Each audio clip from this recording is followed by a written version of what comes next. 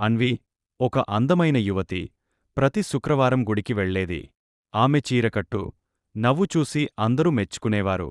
ఒకరోజు ఆ గుడిలో అభి అనే యువకుడు తన తల్లితో కలిసి వచ్చాడు. అతను అన్విని చూసి ఒక్కసారిగా ఆశ్చర్యపోయాడు. ఆమె కళ్లల్లో ఆ కాంతి, ఆమె నడకలో ఆ నమ్మకం చూసి ప్రేమలో పడిపోయాడు.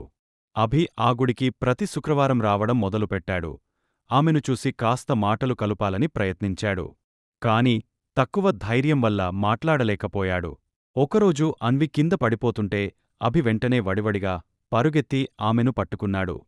మీరా జాగ్రత్తగా ఉండాలి అని చెప్పాడు. ఆ సమయానికి ఆమెకు అభిపై మంచి అభిప్రాయం ఏర్పడింది. తర్వాత వారిద్దరూ మంచి స్నేహితులయ్యారు. అభి తన ప్రేమను వ్యక్తం చేయడానికి పండుగరోజు ఒక పువ్వు అందించాడు.